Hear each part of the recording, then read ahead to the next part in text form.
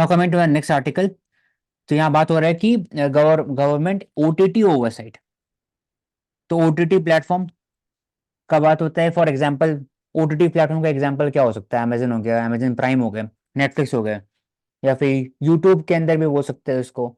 तो OTT platform है। तो इसका रेगुलेशन नहीं होता as compare to the cable TV. उसे के लिए अलग से ब्रॉडकास्टिंग सर्विसेज, उनके लिए अलग से, केबल के लिए।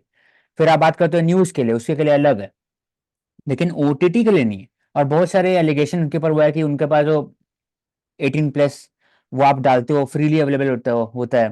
फिर हेट स्पीच भी प्रमोट किया जाता है कभी कभी। Discrimination on the basis of religion, race, caste, community, उसमें भी वर्ड यूज किया जाता है। तो कैसे आप रेगुलेट करो? तो जो गवर्नमेंट बात कर रही है कि सेल्फ रेगुलेशन का एक हाईलाइट हुआ है कि it has proposed self regulation regime. तो मानसी, इसमें हमेशा पहले सेल्फ रेगुलेशन क्यों बात करते हैं? गवर्नमेंट क्यों नहीं चाहते कि मैं ही रेगुलेट करूं? चाहे वो प्रेस सेल्फ कर रहा है, चाहे रेगुलेशन। इसमें भी सब सेल्फ रेगुलेशन पहले बात होता है स्टार्टिंग में। हाँ, सेल्फ रेगुलेशन में as a part of responsibility and duty, तो जो आप मतलब कंटेंट शेयर कर रहे हो तो आपकी कहीं ना कहीं रिस्पॉन्सिबिलिटी भी बनती है कि आप क्या कंटेंट शेयर कर रहे हो। और अगर गवर्नमेंट स्टार्टिंग में ही इतना ज्यादा रेगुलेट कर देगी तो वो एक नेगेटिव तरीके से पोर्ट्रे होगा कि गवर्नमेंट इंटरवीन कर रही है। ट्रू। तो इसलिए हमेशा पहले ये बोला जाता है कि आप सेल्फ रेगुलेट करो, अगर वो नहीं कर पाते हैं फिर गवर्नमेंट इंटरवीन करती है थ्रू लॉ या और बाकी मेजर्स। हम्म तो इसमें सेल्फ रेगुलेशन कैसे होगा? तो बोला कि सेल्फ रेगुलेशन बाय ऑपरेटर, जो ऑपरेट करते हैं वो खुद करेंगे। ग्रीवांसेस जो भी होगा, एक ऑफिसर बैठेंगे, उन पर कंप्लेंट जाएगा, वो ऑफिसर जो होंगे वो वापस से कंप्लेंट को रिड्रेस करेंगे। उसके बाद फिर ऑर्गेनाइजेशन भी होगा, जो बॉडी ऑफ ब्रॉडकास्टर, वो ऑपरेट करेंगे उसको। और अपील जो भी नीचे से आएगा वो उसको सॉल्व करके वापस भेजेंगे। उसके बाद मॉनिटरीफाइंग कर सकते हो, सेंसरशिप, वार्निंग एक्सेट्रा। उसके ऊपर फिर होगा centre will establish advisory council. वो फिर एक तरह से रिव्यू करेंगे पैनल को, और एक तरह स्पेसिफिक केस अपील जो नीचे से आएगा, self regulated by the operator, वहां से अपील आएगा, बाकी लोग से अपील आएगा, उसको डील करेंगे। तो ये मल्टी लेयर्ड अप्रोच रहेगा फॉर द सेल्फ रेगुलेशन। क्या क्या चीज पे हो सकता है इस पे? तो वही बात होगा कि नेसेसरी, कि integrity of India, security of India, friendly relation of the India, ये किस में आता है? ये आता है आर्टिकल 19 का reasonable restriction. Article 19 deals with the freedom of expression, speech, लेकिन उसके ऊपर में कुछ रिस्ट्रिक्शन रहेगा, और वो रीजनेबल रहेगा, वो अकॉर्डिंगली रहेगा बाय द कॉन्स्टिट्यूशन। उसके अंदर में दिया हुआ है अंदर में कि आप सॉवरेंटी और इंटीग्रिटी ऑफ इंडिया के खिलाफ नहीं बोल सकते, सिक्योरिटी ऑफ इंडिया को हार्म नहीं कर सकते, friendly relation of India with any foreign country नहीं कर सकते, पब्लिक ऑर्डर, डिसेंसी, मोरालिटी। तो इस पे अकॉर्डिंगली आप नहीं कर सकते। तो इस पर, इसी का अकॉर्डिंगली काम करेगा सेल्फ रेगुलेशन। तो पेनल्टीज वही, अगर नॉन कंप्लायंट होगा। नॉन कंप्लायंस मतलब बात नहीं मानना, कंप्लायंस मतलब बात मानना। कंप्लायंस है, कंप्लायंस करिए। नॉन कंप्लायंस, आप बात अगर नहीं मानेंगे तो सेंटर में prohibit transmission of the programme, बंद कर सकते हैं, और citing the public interest and national security interest. अगर आप प्रमोट करो disharmony, hatred between the racial, linguistic, religious group के बीच में, तो ये की होगी। मेन कंसर्न क्या है? तो मेन कंसर्न है कि बात करता है कि ठीक है, जो आईटी एक्ट 2000 के अंदर में जो ओटीटी ब्रॉडकास्टिंग रूल्स है, वो बात करता है कि आप ठीक है सेल्फ रेगुलेटरी करो, लेकिन सेंटर के पास पावर बढ़ जाता है। तो it is questioning the digital freedom कितना होना चाहिए। हेट स्पीच कौन डिसाइड करेगा? अभी तक डिफाइन नहीं है हेट स्पीच। उसके बाद फिर बात होता है कि online free speech, journalist expression, citizen right to access different point of view, ये तो नहीं हो सकता। अगर फॉर एग्जाम्पल कोई दंगा का ऑल्टरनेट पॉइंट ऑफ व्यू है, कोई भी राइट का, तो कोई सरकार रहेगा वो चाहेगी नहीं कि ऑल्टरनेट पॉइंट ऑफ व्यू रहे। तो intervention by the union government हो सकता है। तो इस पे क्वेश्चनेबल मार्क है। तो तो इसने बात करी केयरफुल कंसिडरेशन करना चाहिए, उसके बाद ही बांधना चाहिए। तो अगर ओटीटी कंटेंट मानेंगे इसका बात, तो there will be over compliance. ज्यादा आप बात मानोगे सेंटर का और उसका रूल्स का, और सेल्फ सेंसरशिप बढ़ जाएगा, क्योंकि कोई नहीं चाहता कि पनिशमेंट मिले उन्हें या पेनल्टी पे करना पड़े। तो ये हो जाता है। तो इट विल दो किस पे अप्लाई होगा? तो इसमें लिखा हुआ है इंडिविजुअल, ऑर्गेनाइजेशन, न्यूज पोर्टल, ई न्यूज़पेपर। ई न्यूज़पेपर मतलब जैसे अगर आप खोलोगे ऑनलाइन तो बहुत सारे ऑनलाइन न्यूज़पेपर है ना, वायर हो गए, या फिर तत्वा जो इंस्टाग्राम में है, या फिर ई न्यूज़ है, उसका कोई हिंदू ऐसे नहीं है कि उनका कोई प्रिंट है। ई न्यूज़ पेपर हो गया, न्यूज़ पोर्टल हो गया, first post, news portal, print, etcetera, ये सब पे लगेगा।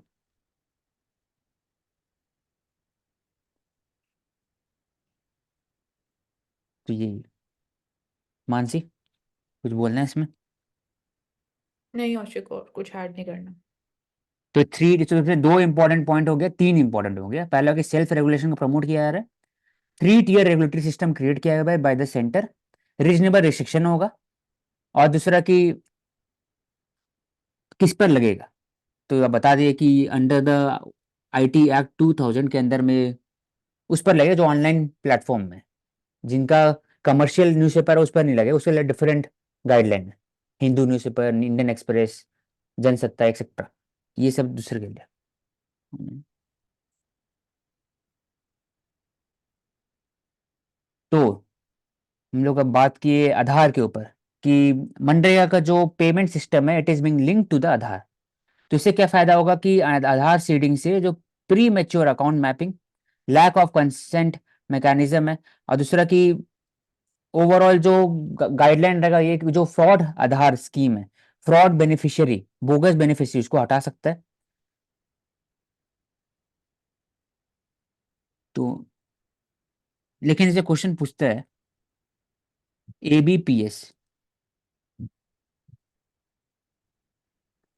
आधार पेमेंट ब्रिज सिस्टम, एबीपीएस हो गया, और इसमें पूछ रहे कि there are others discover which nightmare for the power DBT recipient. Second है कि प्रॉब्लम और लैक ऑफ अकाउंटेबिलिटी, एबीपीएस है वो ओपेक सिस्टम है, नो रिकोर्स ऑफ गाइडलाइन है उनके अंदर में, लेकिन डाइवर्स पेमेंट के लिए कुछ बात नहीं करता। इसका मतलब इसके अंदर कुछ चैलेंजेस है एबीपीएस के अंदर में। हाँ, मतलब कि लिखा है कि यहाँ पे एबीपीएस के बाद भी ऐसे इंस्टेंसेस है ऑफ डाइवर्टेड पेमेंट्स, और आधार ऑथेंटिकेशन के मतलब उसको करने में भी चैलेंज है कि पॉसिबल हो सकता है कि आपका फिंगरप्रिंट मैच ना करे, जो प्रॉब्लम आती भी है। तो एक ये प्रॉब्लम है आधार बेस्ड पेमेंट सिस्टम में। हम्म।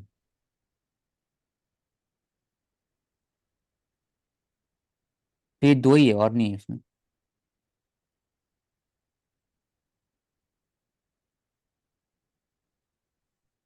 हाँ, इसमें एक और एक पॉइंट लिखा हुआ, अच्छा पॉइंट है, कि एबीपीएस पेमेंट और मनरेगा ऑलरेडी किया गया आधार, लेकिन झारखंड में ऐसा क्या हुआ कि redirected wages to a completely unrelated account. हो सकता है कि जो सामने महिला है उनका जो अकाउंट बना है, उनका अकाउंट में पैसा नहीं है, किसी और अकाउंट में पैसा आएगा, लेकिन इनके अकाउंट में दिखा गया कि इनको मिल चुका है वेजेस।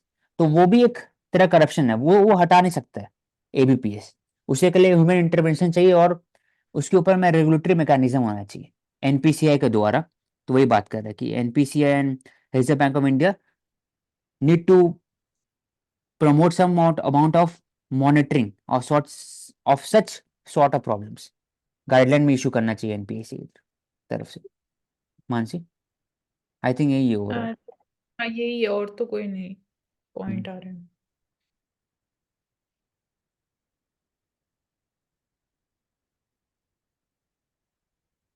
ये कौन है? I think B R Ambedkar sir हो सकते हैं। B R Ambedkar, Mansi sure नहीं हूँ बट। पढ़ो इसको, इसमें एक बार। And in polymath Padma Bhushan awardee, fellow of the Royal Society, collaborate with Albert Einstein. I think Satyendra Nath Ra Bose, Ra important mathematics और फिजिसिस्ट। इनका इंपॉर्टेंट है बोस आइंस्टाइन कंडेंसेट, इनको मिला भी था। तो एक तरह से बोसोन जो पार्टिकल है, वो एक तरह से दिखाया था कि ये लो डेंसिटी है, और एक हाईली नेगेटिव टेम्परेचर के अंदर में -273 टेम्परेचर ऐसा पार्टिकल बनता है। तो वही बात है कि जो क्वांटम मैकेनिक्स में जो इनका रोल रहा है वो ज़्यादा रहा है, और भी जो ज़्यादा इसको तोड़ नहीं सकते, क्योंकि वो टफ एरिया है जिसमें इन्होंने काम किया, मुश्किल है समझाना। लेकिन इसमें समझ लो कि क्वांटम एरिया में उन्होंने काम किया, बोसोन का इसमें इनका कंट्रीब्यूशन है। दूसरा कि बोस आइंस्टाइन आइंस्टाइन कंडेंसेट, ये बात करते हैं। कैसे पार्टिकल होता है, उनका क्या रिएक्शन रहता है एट अ वेरी -273 डिग्री, वहां पर क्या क्वांटम मैकेनिक्स काम करते हैं, कैसे काम करते, वेव फंक्शन कैसे इंटरफेयर करता है, उसे बात है वो है। तो सत्येंद्रनाथ बोस,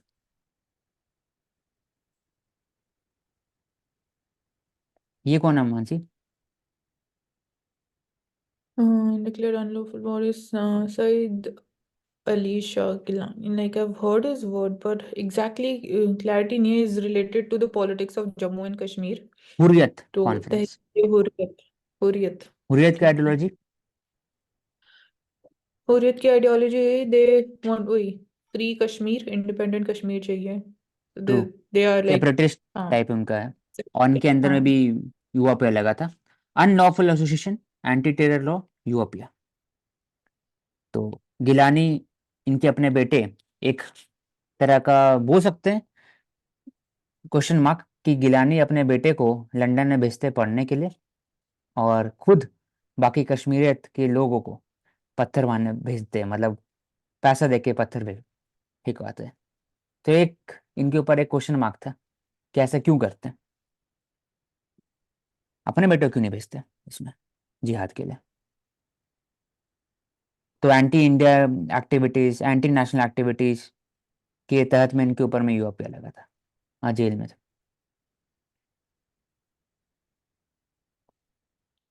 फिर navy deploys frigate and destroy. तो हम लोग हमेशा बात करते हैं कॉर्वेट सबसे छोटा होता है, फिर फ्रिगेट होता है, फिर डिस्ट्रॉयर होता है।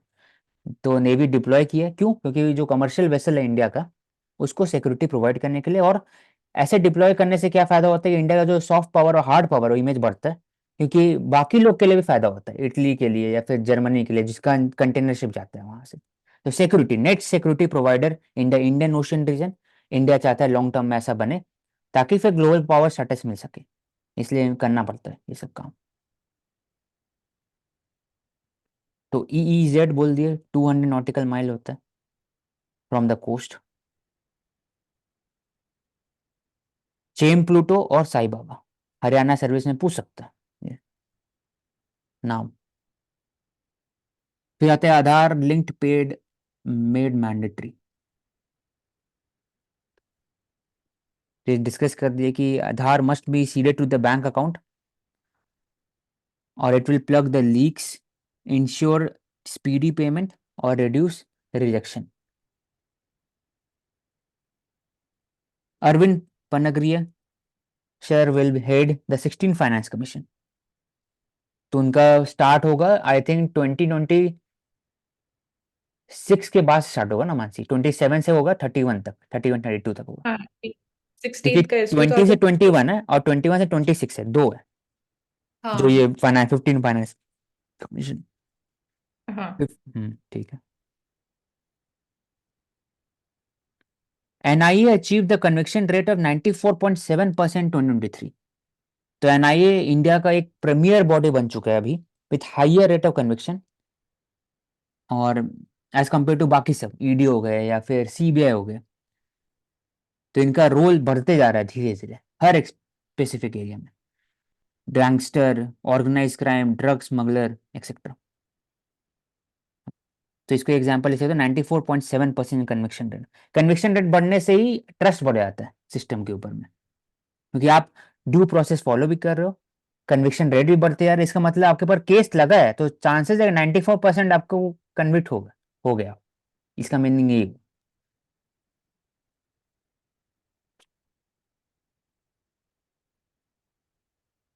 तो इसमें लिखा हुआ है SC translation project, Supreme Court monumental project of translating of all its 36,000 judgment into the schedule languages. Schedule language कौन से लैंग्वेज होते हैं?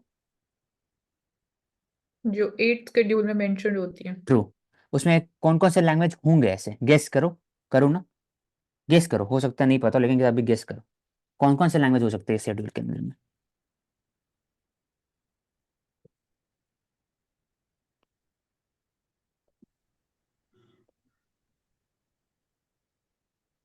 ए शेड्यूल के अंदर में 22 लैंग्वेजेस है, और जो भी आप लैंग्वेज सुनोगे ना, तो वो शेड्यूल में होगा ही मैक्सिमम, जो मेन स्ट्रीम लैंग्वेज होंगे। आसामीज, बंगाली, गुजराती, हिंदी, कन्नड़, कश्मीरी, कोंकणी। कोंकणी का हो सकता है कि थोड़ा सा डाउट होगा। मलयालम, मणिपुरी, मराठी, नेपाली, उड़िया, पंजाबी, संस्कृत, सिंधी, तमिल, तेलुगु, उर्दू। बोडो का भी डाउट होगा, लेकिन ये भी है।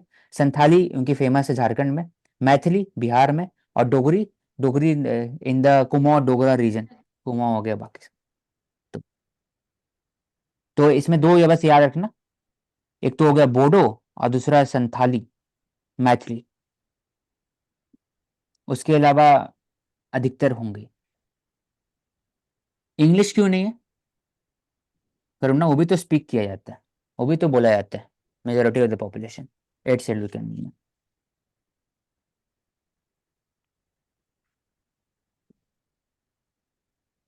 मानसी।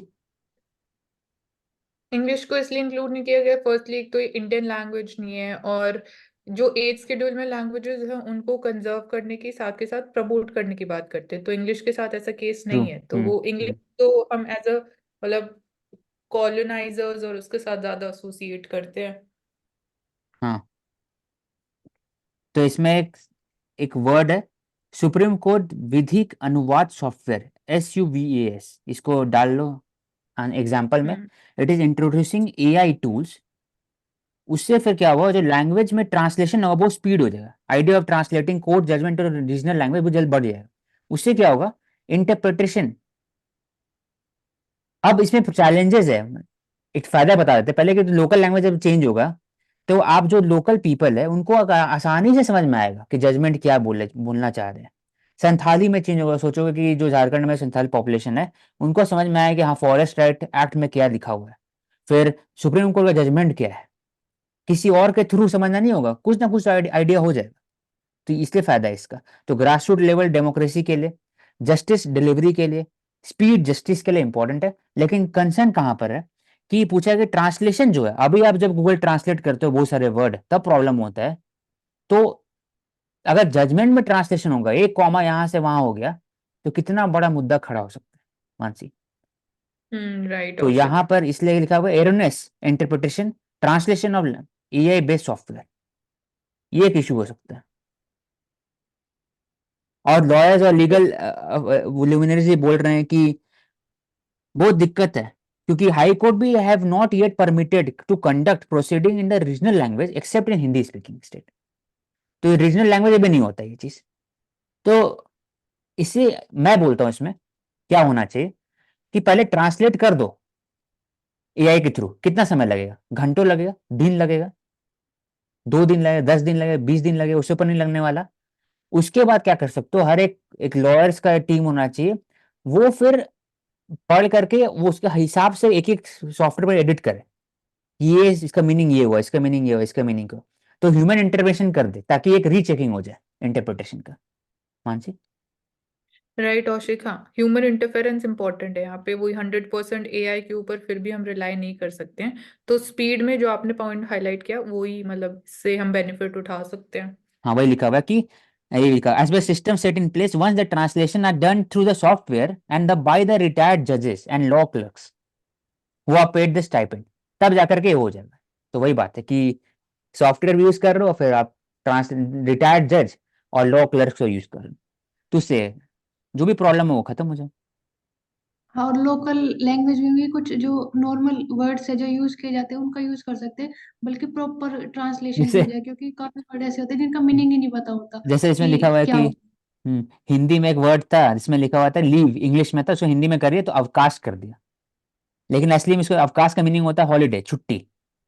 तो लीव हाँ, मतलब कि लीव, छोड़ दो, वो भी तो लीव है ना, एक लीव होता है छुट्टी, तो कैसे वो पता लगा सकते हैं? तो ह्यूमन इंटरवेंशन इंपॉर्टेंट है, एक मीनिंग का दो तीन होता है इसलिए। अच्छा, एक एग्जाम्पल है ये, इसे ले सकते हैं पूरा। तो ये नाम इसे लिख लेना, सुप्रीम कोर्ट विधिक अनुवाद सॉफ्टवेयर, और इसमें अपना भी लिख देना कि ह्यूमन इंटरवेंशन जरूरी है, AI तो यूज करेंगे। 36 जजमेंट ट्रांसलेट होगा शेड्यूल लैंग्वेजेस में, इसका मकसद है। सबसे ज्यादा इसमें तो हिंदी होगा, ऑब्वियस बात है। ठीक है। वोकल फॉर लोकल, चंद्रयान 3 के लिए।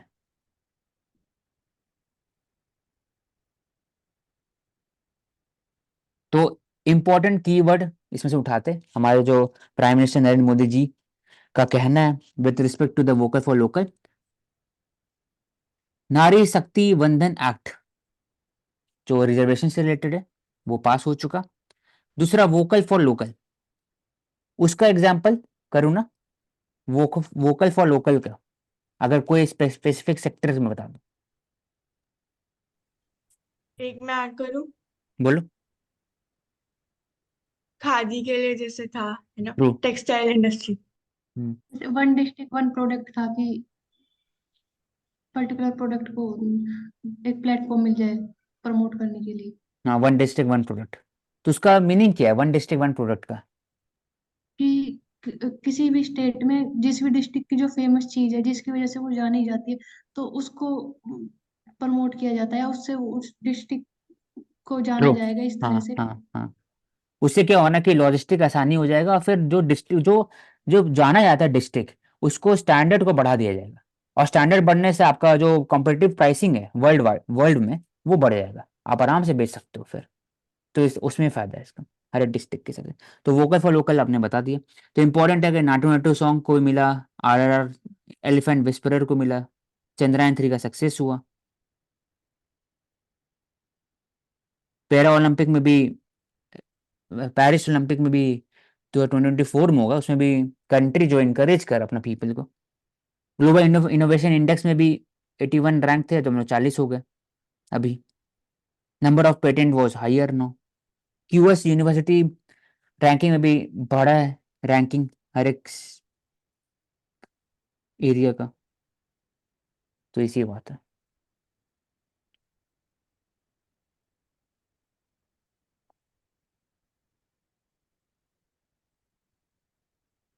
लेमन ग्रास मानसी कहाँ यूज होता है? लेमन ग्रास एक तो लाइक कुकिंग में यूज होता है। इस हम टी में भी ऐड कर सकते हैं इसको, सिंपल, या तो पानी में बॉईल कर लो वो भी अच्छा होता है। लेमन ग्रास टी, यस, उसमें भी यूज किया जाता है। आई थिंक सेंट्स और उसमें फ्रेग्रेंस के लिए भी इसको यूज किया जाता है। हम्म, आई थिंक इसका कोई इन्वायरमेंटल सिग्निफिकेंस भी होता है। एक और तो एक है एग्जैक्ट हमने लेमन बात ग्रास की को थी आप कन्फ्लिक्ट बोलो की, करूँ उसमें भी हम इसको यूज कर सकते हैं। किसमें? ह्यूमन एनिमल कन्फ्लिक्ट जो हमने बात की थी कि हम ऐसी स्पीशीज लगाएंगे जिनके ओडर से ही जो एनिमल्स है वो रेपेलेंट की तरह एक्ट करते हैं, तो और एक उसमें और भी एक, लेमन। हाँ, मच्छर जो मॉस्किटोज है इसको भगाने के लिए भी यूज करते हैं लेमन ग्रास को, यूपीएससी में पूछ लिया जाता है ये लेमन ग्रास। ओके। इंपॉर्टेंट है। एरोमेटिक प्लांटेशन है जिसके कारण there is a diversification of the production by the tribal people. तो tribal women prepares lemon grass before sending them for oil distillation. तो हाई वैल्यू एरोमेटिक क्रॉप्स, तो aromatic crop lavender जो हम लोग बात करते हैं कश्मीर में, ब्लू, पर्पल, पर्पल रेवोल्यूशन की बात करते हैं वहां बात करते हैं। फिर central institute of medicinal and aromatic plant, ये इंपॉर्टेंट इंस्टीट्यूशन है लखनऊ में, ये प्रमोट करते हैं इंडिया में जो भी एरोमेटिक से रिलेटेड प्लांट है। रोजमेरी हो गया, पचौली हो गया, डमास्क रोजेज हो गया, कैमोमिले एक्सेट्रा। तो CSIR का एक अरोमा मिशन जो प्रमोट करते हैं हर एक स्टेट के अंदर में कि आप एरोमेटिक प्लांट्स को प्रमोट करो। हॉर्टिकल्चर का एक एग्जांपल है इसका।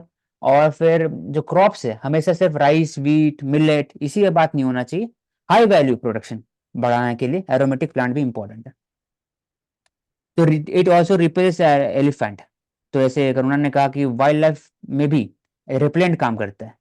क्यों? क्योंकि it has a distinct odour such as lemon grass, citronella and vetiver. तो सिट्रोनेला वेटीवेर एक अलग स्पीसीज है विच रिपेल्स द एलिफेंट। तो जब man human wild life conflict का बात करेंगे तो लेमन ग्रास का यूज कर सकते हो, हनी बी का यूज कर सकते हो। सिर्फ और सिर्फ आप इलेक्ट्रिक फेंसिंग नहीं कर सकते। तो ये भी एक न्यू ऑल्टरनेटिव फॉर्म मैकेनिज्म है जो आप रख सकते हो।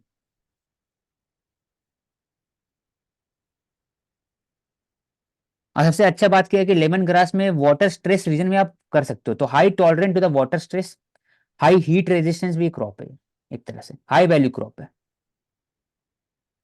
तो इसके एग्जाम्पल लिख सकते हो।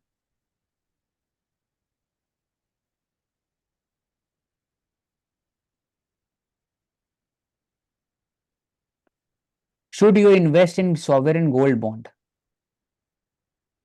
सॉवरेन गोल्ड बॉन्ड लाया गया था 2015 में कि it was a hedging for reducing the import of the गोल्ड्स।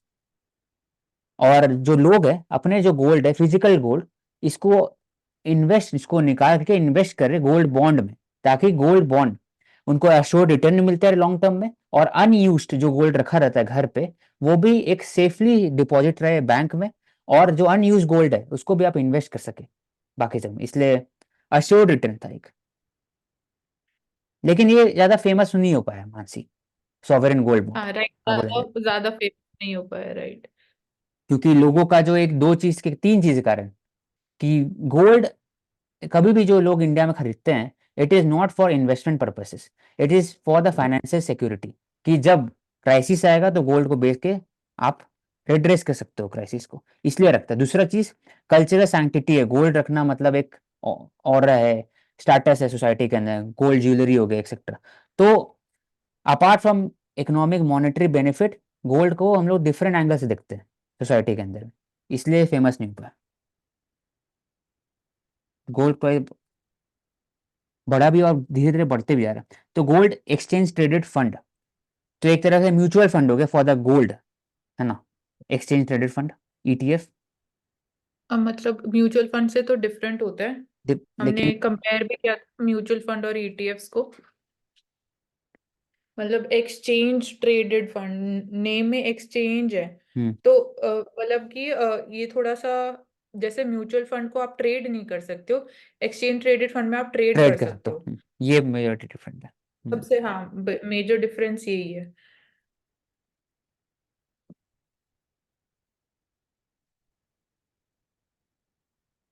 ठीक है।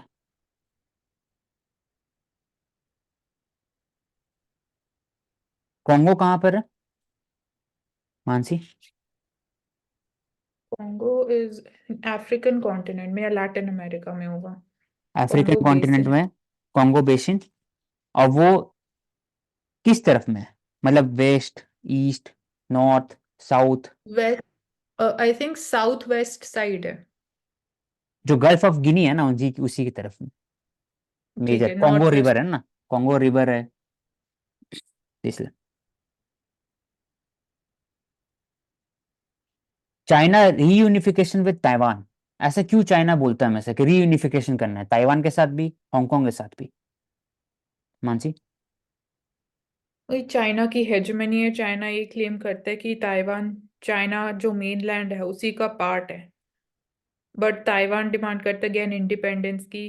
बट फिर वही, क्योंकि ज्योग्राफिकल लोकेशन चाइना से बहुत ज्यादा पास है ताइवान की, तो इसलिए ताइवान में भी जो पॉलिटिकल पार्टीज हैं वो इतना ज्यादा मतलब वो नहीं कर सकते, क्योंकि चाइना ज्यादा पावरफुल भी है। और हिस्टोरिकली हांगकांग।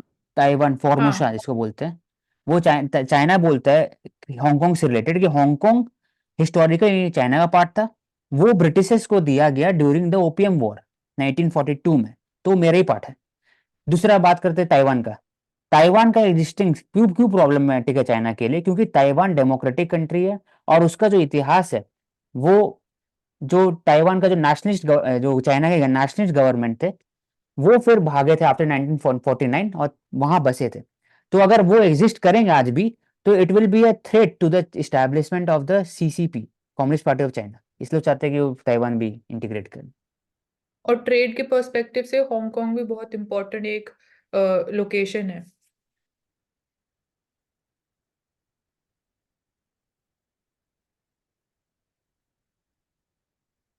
तो लिखा हुआ है जीनोम सीक्वेंसिंग, आप कर लिए, आप पता भी लग चुका, लेकिन अब उसके बाद क्या करेंगे?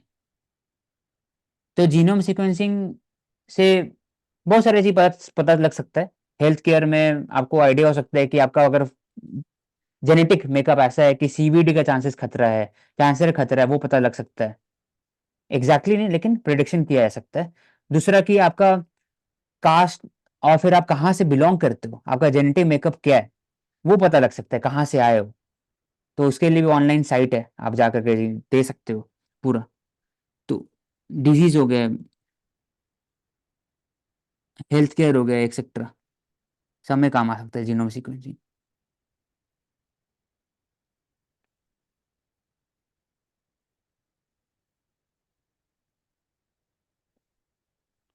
अब आता है एक्सपोसैट।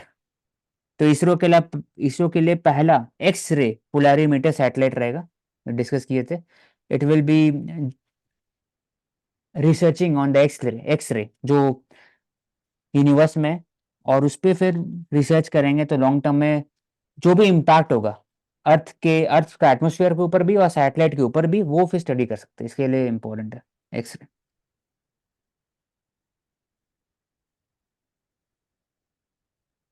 तो हम लोग इससे रिलेटेड, एक्सरे से रिलेटेड दो चीज डिस्कस किए थे, एमआरआई, सीटी स्कैन और एक्सरे में क्या फर्क है। तो सीटी स्कैन और एक्सरे में भी एक्सरे यूज होता है। एमआरआई में कोई भी चार्ज पार्टिकल वो चार्ज पार्टिकल यूज नहीं होता है, उसमें सबसे ज्यादा यूज होता है मैग्नेटिक पार्टिकल यूज होता है, इसलिए वो खतरा नहीं है, कैंसर खतरा नहीं है। लेकिन एक्सरे और सीटी स्कैन में कैंसर खतरा है, अगर आप ज्यादा से ज्यादा आप अगर यूज करते हो उसको। मानसी। राइट औशिक, ये कि वही जो आपने पॉइंट बोला, ये difference. Also, I would like to add, study polarization of astronomical X-rays, ये तो है ही। इसके अलावा observe black hole and neutron stars, collapsed core of giant stars। हम्म। तो वर्किंग ऑफ द यूनिवर्स को प्रमोट करने के लिए। और PSLV के थ्रू शायद चलो आज मानसी। लॉन्च किया जाएगा, जिसके थ्रू एक्स फोर्स अपनी फर्स्ट इमेजेस शो करेगा। NASA's humanoid robot Valkyrie performs tasks। तो इससे फायदा क्या होगा। इससे फायदा ये होगा कि कुछ एरियाज में अगेन जहाँ पे ह्यूमंस को कहीं ना कहीं रिप्लेस भी कर लेगा, तो एक तो प्रॉब्लम वही है कि एम्प्लॉयमेंट की। फायदा ये होगा कि एफिशिएंसी इंक्रीज हो सकती है वर्क की, काम जो थोड़ा लेस स्पीड से होता था वो और बेटर स्पीड से हो सकता है। एंड विद दिस हम्म। यही फायदा है, एफिशिएंसी का ही मेन तो। तो आप ह्यूमन को अगर भेजने के पहले गगनयान में भी, या फिर आपको डिप्लॉय करना है मार्स में, तो पहले ह्यूमन के भेजने के पहले आप ह्यूमनॉइड को भेज सकते हो। इसके लिए फायदा हो सकता है ओवरऑल, तो सस्ता और पड़ सिक्योरिटी जाएगा। ऑपरेशंस, हाँ सिक्योरिटी ठीक है। ऑपरेशंस में। हम्म। हर जगह यूज कर सकते हैं, human engineer environment disaster hit जगह भी यूज कर सकते हो ह्यूमनॉइड। पूछ सकते हैं ह्यूमनॉइड क्या होता है, तो इसका हर जगह यूसेज है। तो इसमें नाम लिखा है वॉल्कैरी, तो इसे रिलेटेड है कि वॉल्कैरी वॉज ऑपरेशन जर्मन के अंदर में। वो उस समय 1943-44 के आसपास में, डेट देख लेना, वो किया गया था coup against the Adolf Hitler. Hitler जब लग रहा था इस्टेब्लिशमेंट, जर्मन इस्टेब्लिशमेंट की हार रहे हैं एडोल्फ हिटलर वर्ल्ड में, तो उन्हें कू प्लान किया गया था, लेकिन वो सक्सेसफुल नहीं था। सबका एसेसिनेशन किया गया था, हटा दिया गया था उन्हें, उसी पर नाम रखा हुआ है।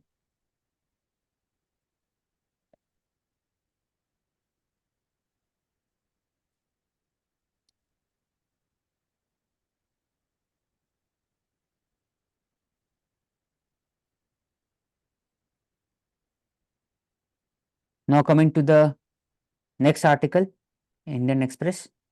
First, a New Year gift, Modi ji guarantee getting accomplished. तो ये क्या दिखाता है मानसी। ये फर्स्टली हम अगर इसको पॉजिटिवली इंटरप्रेट करते तो it would show the leadership skills जो बात की जाती है, and that is effectively being implemented.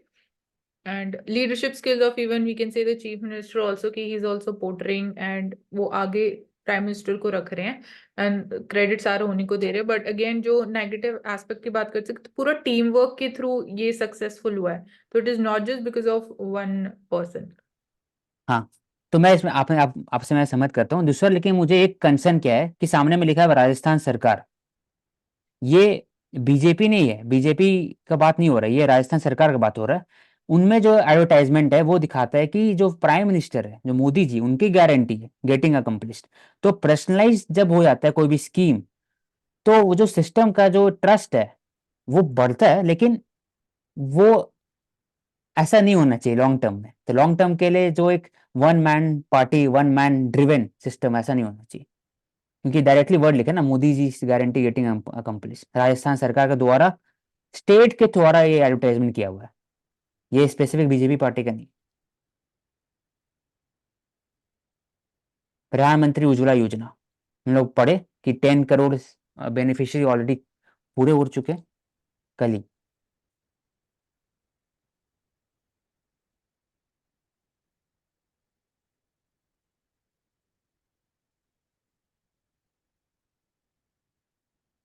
तो इसमें लिखा हुआ है Mansi, Pakistan Taliban plan cleric official visit to ease tension over TTP. तो टीटीपी और तालिबान में क्या फर्क है? टीटीपी तहरीके तालिबान पाकिस्तान है, जो सिर्फ पाकिस्तान में ऑपरेट करते हैं।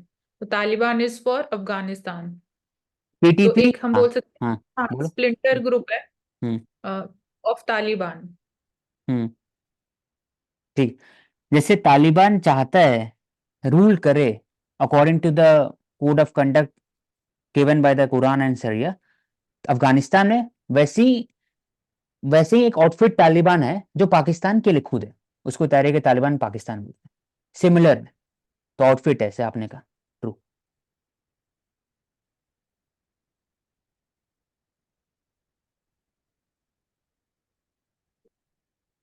तो एशियन गेम का बात हो रहा है कि since the record Asian game held this October, Indian Express tracked down all the 256 medalists to plot each one's journey to the podium, their income, place of origin, education, first break. The numbers tell a story of challenge, change and enduring hope.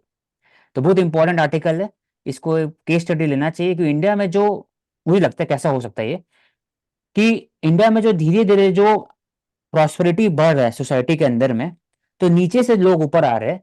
तो पहले वो सिर्फ और सिर्फ doctors, engineer और फिर बाकी सब बनते थे, उनका भी एस्पिरेशन डिफरेंट हो रहा है धीरे धीरे टुवर्ड्स स्पोर्ट्स, एथलेटिक्स। उनके थ्रू भी लोग चाहते हैं कि देश का नाम रोशन करें, रादर देन कि सिर्फ साइंटिस्ट, डॉक्टर या आर्मी उसमें जाए।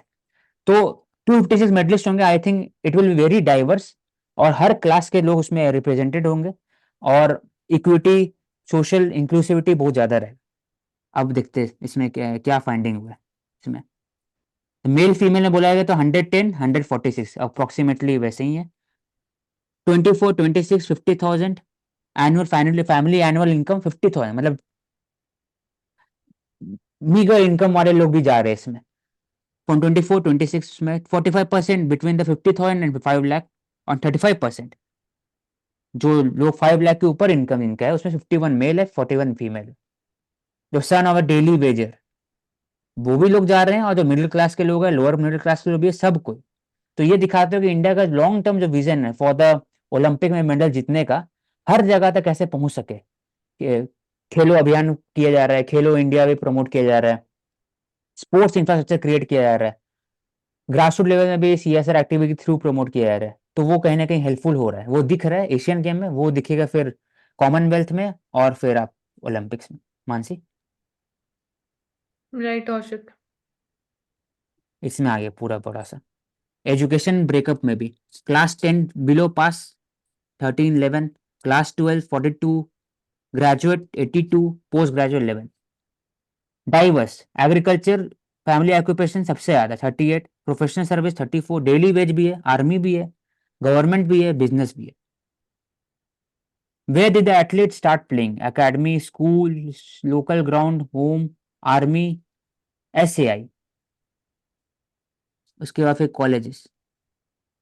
तो फेल मेल और फीमेल परसेंटेज रेशियो वो भी अप्रोक्सीमेटली इक्वल ही है, 43 57, बहुत डिफरेंस नहीं होता है किसी में भी। तो ये दिखाता है कि धीरे धीरे जो स्पोर्ट्स है वो हर एक जगह पे पेनिट्रेट कर चुका है with in the different caste, class और जेंडर, बाकी जगह में भी। तो अच्छा है, इंडिकेटिंग होप है आने वाले समय के लिए स्पोर्ट्स इकोसिस्टम के लिए।